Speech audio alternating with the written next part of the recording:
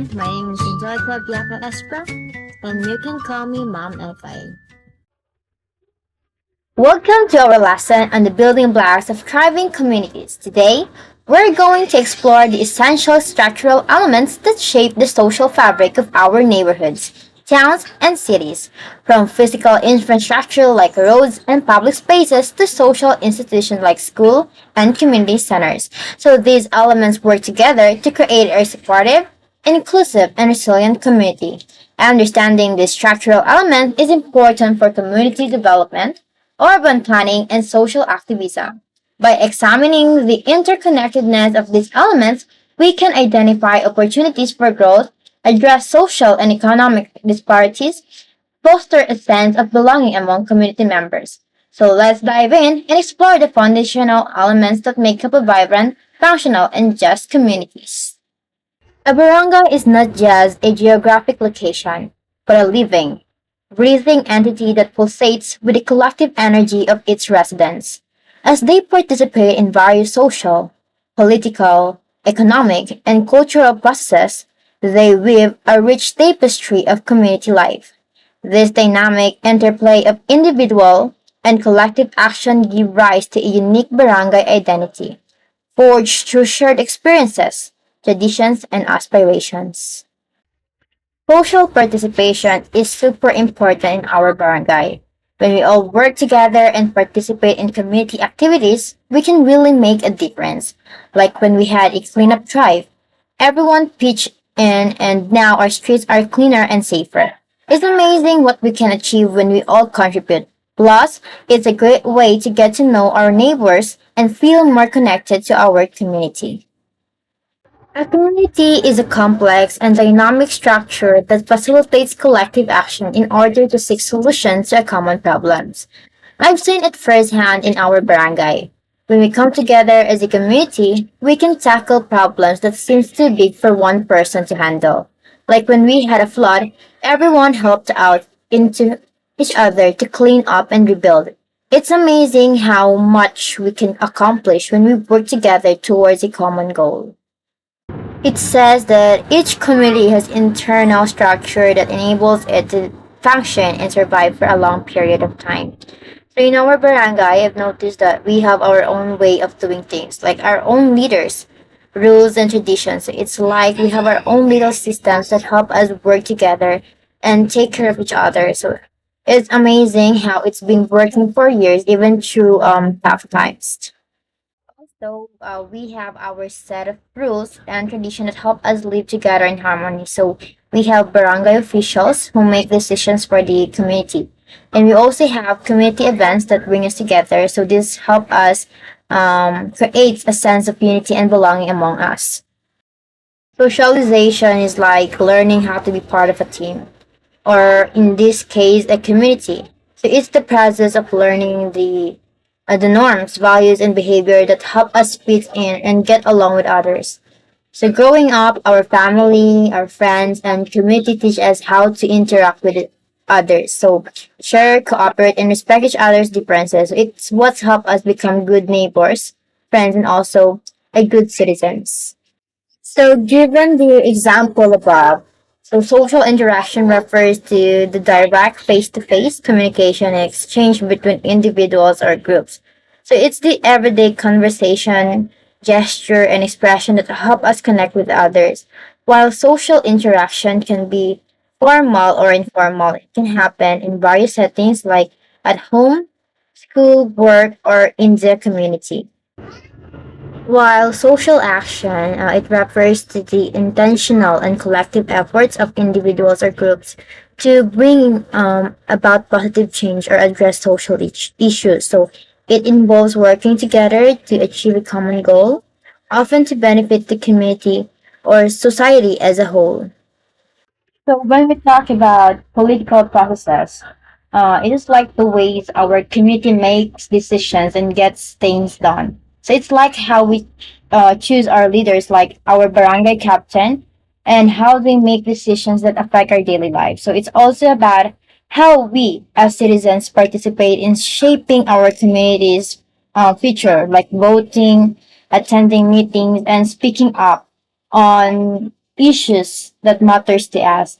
Also, speaking about our local businesses activities, it is like the heartbeat of our community's economy. So it's all the buying, selling, and trading that happens right here in our barangay. From the sari-sari stores and markets to the small restaurants and food stalls to the local entrepreneurs selling handmade products, all these businesses help make our community thrive and provide livelihoods for many of our neighbors.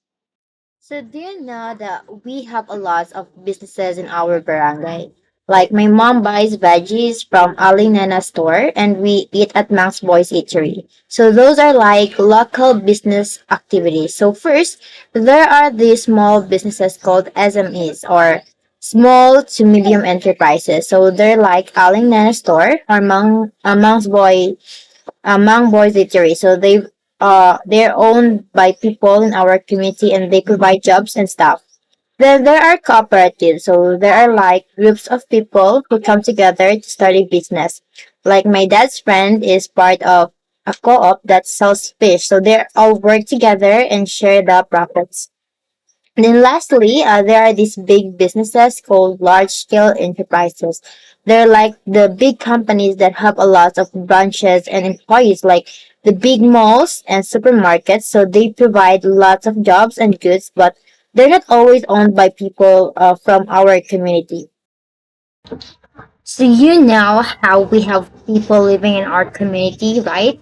So like our friends, family, neighbors. So well, when we say community members as human capital, it means that all these people are like super valuable to our community. So just like how a business needs good machines to work, well, our community needs people with good skills and knowledge to make it a better place. So when we help our community members learn new things, get educated, and develop their skills, it's like investing in them. And when they have the skills, they can help our community in many ways. So it's like if someone learns how to fix computers, they can start a business and help others.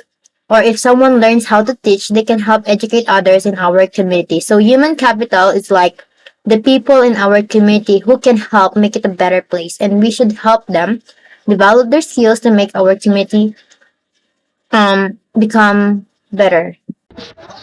So moving on, every community is unique and has its own way of doing things. Like our barangay has its own tradition and customs that make it special. Well, all these things that makes our community special are shaped by a few important things. Like first, history. So this means the past experiences and events that happen in our community. Like if our community used to be a farming village, that might still influence the way we live today. And the second is social interaction. So this is just a fancy way of saying how people interact with each other. So like how we greet each other, how we celebrate special occasions, and how we work together. And also we have this human activity. So this means all the things people do in our community like farming, fishing, or running small businesses. So these activities can shape our community's culture and traditions. The fourth one is religiosity and spirituality. So this refers to the beliefs and practices of the people in our community. Like if most people in our community are Catholic, that might influence our traditions and celebrations.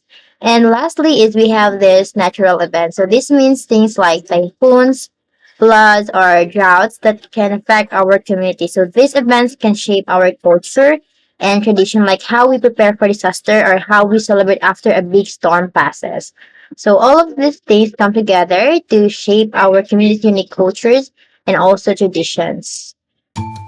So that's the end of our discussion. But before ending it, let's have a recap. So from throughout our discussion, we learned about our community and how it works. We've explored socialization, social interaction, social action, local businesses, activities, human capital, and community culture. Now it's time to put it all together. Remember, being part of a community means working together, respecting each other's differences, and contributing to its growth. So, let's have a recap. So, socialization again help us learn how to be part of a team. Social interaction help us connect with others. And social action help us bring about positive change. And local business activities help our community's economy grow. And community members are valuable human capital. And lastly, our community's culture is shaped by many factors. So you should now be familiar with these important concepts. So keep them in mind as you go about your daily life in our community. Again, this is Mom Ekai and have a good day.